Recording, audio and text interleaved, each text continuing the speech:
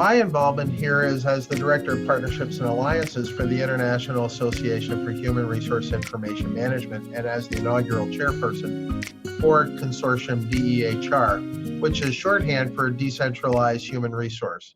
This DE designation seems to have been already adopted in the tech and financial sectors. We've adopted that as well for human resource.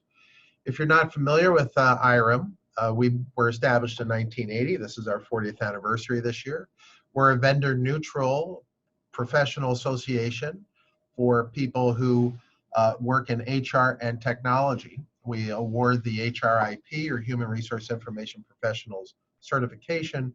We publish Workforce Solutions Review and offer education and training in the HR tech space. John's already gone through some of the pragmatic issues of implementing blockchain. The challenges that still wait ahead include issues of scale and performance, especially for large transnational enterprises, since there's no standardization and there seem to be some issues in terms of local law compliance. These have been addressed, and we'll talk about how they've been addressed in the future and how the consortium intends to foster communication and standardization in order to rapidly develop and deploy HR applications and to really support the gig economy and a global workforce. So these include issues of scale and performance, which are being addressed by the 5G and 6G rollout. Applications seem easy to build, but they're a little bit unorthodox in the sense that there's no standards, and the blockchain implementations that are out there are incompatible with each other. So there needs to be some sort of standardization for the HRIS world, HCM software developers and things like that. Creditability is a concern yet because it is new and emergent technology and only a few networks exist. And of course, we have the always ever concerning issue of linking to legacy systems and how long that would be required. The frameworks that have arisen over the last decade, and mostly in the last half dozen years, regarding data privacy of individuals include the Privacy Shield framework, the GDPR and California Consumer Privacy Act, and some initiatives out of the World Economic Forum. The problem fundamentally is this, that the laws for data protection vary around the world. Red being the most intense and among the most industrialized countries, green being the least, and gray being non-existent. So you can take a look at these online at DLA Piper, a global law firm that understands privacy and security and has put together a wonderful map here, which I've used for this presentation. In addition to this, we've seen the rise in the last few years of the GDPR and the CCPA, which went into effect actually earlier this year. Let me give you a side-by-side analysis of these and why they differ and why they're not ubiquitously applicable or universally applied around the world. First, the GDPR solely applies to organizations that conduct business in the EU. The California Consumer Privacy Act only applies to businesses conducting business in California. The issue here is if you have an online application system and your applicants are in the EU or your applicants are in California, whether you're located there or not, you are still subject to these laws. So they hit us at the core in the HR sector and something we need to be aware of. So that level of compliance and any other local laws that are coming out, you can imagine for over 200 countries and literally tens of thousands of jurisdictions, the morass that we would find ourselves in managing privacy issues and personal information, especially in the HR sector, would be quite challenging. Personal data, for example, under GDPR refers to that of a specific individual or their household, whereas in the CCPA, it is strictly that of the individual and not the household. GDPR mandates consent opt-in, while CCPA mandates a consent opt-out. The GDPR is geared toward for-profit, non-for-profit, and some other agencies that are, say, governmental in nature. CCPA is exclusively geared toward businesses, for-profit entities, and they're not applicable to all. They're based on the revenue of the company and the database size. And finally, the GDPR indicates that data controllers like employers and social networks, things like that, that consume user data have to have a legal basis in order which to process that consumer data, whereas in California, there are no specific legal grounds for collecting or selling consumer information. Anybody can really set up a website and do it. They do expose themselves to legal jeopardy under these laws now, but to have a specific mission that's compliant to some regulation is non-existent in CCPA, apart from the CCPA. So Privacy Shield framework was created with the U.S. Department of Commerce in cooperation with the EU and Switzerland in order to develop a framework so that data protection requirements would be met when transferring personal information transatlantically. That was approved by the EU in 2016, by the Swiss in 2017, and earlier this year, the European Union's Court of Justice issued a judgment declaring the Privacy Shield invalid and inadequate. About 6 months after that,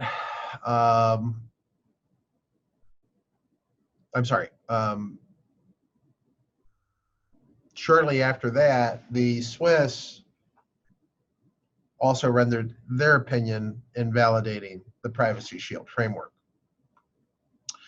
So what we saw this year was the World Economic Forum, who has taken a position over the last decade, mostly since 2016, but certainly I've seen communications prior to that, that address the need for blockchain technology, not only able to unlock radical improvements across the public and private sectors, but also to enable new business and governance models that help enhance security, accountability, and transparency for people worldwide.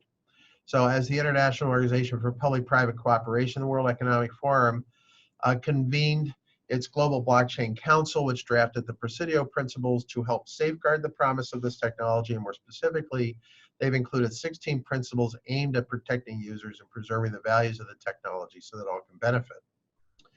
Applications built on top of the blockchain-based systems should guarantee participant rights. So without going into all 16 of the principles, which would take more time than we have here today, I'd simply refer you to the Presidio Principles either on the website, the World Economic Forum, or on our website at dehr.org. The 4 groups of these principles, though, I will address. The first being transparency and accessibility.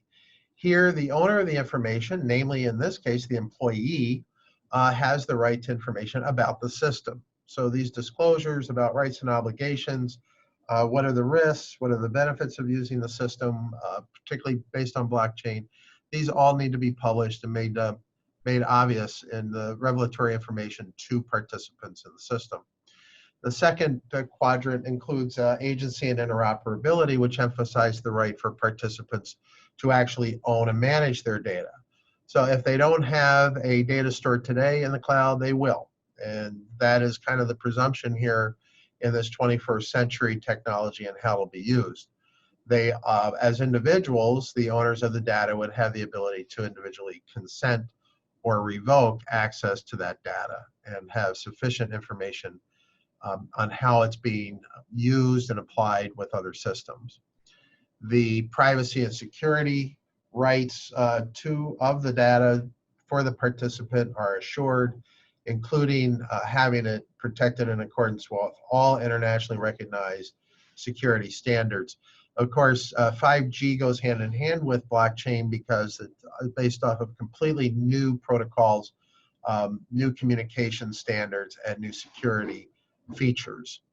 And then finally, accountability and governance, the right for the participants to understand the opportunities available to them to rectify information, opt out, and provide limited access to outside parties. But if there are, in fact, false, inaccurate, or incomplete data, how to rectify those. So the World Economic Forum came up with these Presidio Principles, and early adoption was objectively based off of companies and individuals and government agencies interested in governance, transparency, accountability of data, portability. Of course, we can see that in the gig economy, as people work across borders. Economic freedom, value co-creation, all of this enhancing trust and security. However, to date, those actual implementations and working groups have been focused on financial transactions and supply chain, leaving a vacuum there for us to establish a consortium for decentralized human resource. And this is based on the Presidio Principles, which we've evaluated as a team, and we believe are totally suitable as a guideline for future development of human resource blockchain applications. It would primarily be a platform for employee-owned data. It is focused on global workforce needs, not the needs of any one country or any one jurisdiction, and that's appropriate for IREM's role as a global organization to steward. And it's comprised of obviously software and systems vendors, but as well employers, HR membership associations within various jurisdictions and nation states, and others to create and administer a blockchain repository that is compliant with all local laws. So big job, and something that will take a team of people, and the consortium, of course, is volunteer.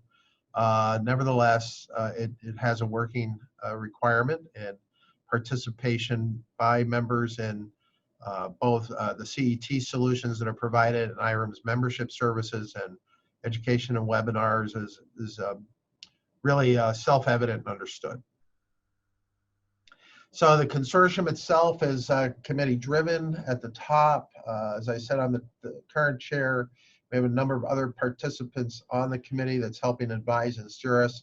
We have an audit arm that's envisioned, an administrative function, and then various subcommittees, including liaisonships with government and industry, membership management, blockchain technology, integration and standards, various marketing events, legal and risk advice and management, working hand in hand with other organizations, law firms, CPAs around the world. And then finally, working in the research arena, primarily applied research in crypto and blockchain technology as it applies to human resource and global workforce management. John's offers, besides the obvious administrative abilities of the consortium, is the blockchain underlying technology and human resource microservices architecture, which he has developed with his team of people and apply worldwide over the years. And these components are open source and available to the participants, able to incorporate them and utilize them, especially employers, in complying with the emerging legislations around the world governing personal information. What are the employer benefits? Well, I discussed these and the employee benefits simply because these vendor benefits are self-evident. They're going to develop tools and solutions for companies, employers. The employers would find these tools helpful because they'll improve processes, accelerate onboarding, facilitate real-time background checks and education verification, saving time and costs, offering through this rapid startup solution from CET, plug-in and customization platform, microservices that offer massive savings and reduced implementation time. Obviously, CET supplied compliance applications to automate data mining and harvesting for government surveys, managing routine but challenging things such as retirement programs, especially as a retiree's funds would move from one employer to another or not, based on the employee record, since that information would reside with the employee. Compliance and penalty avoidance. This would be a huge benefit because while penalties have been scant to date on data breaches, they're coming, especially as the laws are crafted and teeth are put to the tiger. So blockchain would minimize that risk and exposure for employers that were adopting these kinds of solutions. And then finally, technology exchange and collaborative opportunities to drive applications quicker to the market. Employee benefits may not be as evident, but in fact might even be challenging because it would require the employee to have their own data store. But that's really, at the end of the day, the only way that they can manage their information is to have possession of it. So they need a tool, and this is, I think, is going to be the standard tool for the 21st century for everybody, your own personal blockchain of verified and veracious information from cradle to grave. This ensures, obviously, data privacy and portability, control of that data through a grant revoke process. Obviously, future employers would enjoy seeing applicants whose qualifications are already verified and might even prefer them. Integration with other applications such as visas, work permits, et cetera, in order to minimize repetitive and separate document collection. And finally, blockchain-based compensation readiness, so that when the day comes when you're compensated through the blockchain, you already have your personal employee data store set up. Now, with all of that said, there's one other area that seems to have become ever present in this pandemic era, and that is private records relating to one's healthcare, infections, and vaccinations. That information right now resides in mostly centralized health information systems, paper documents, that sort of thing. And we see that as part of the record system afforded by this blockchain solution.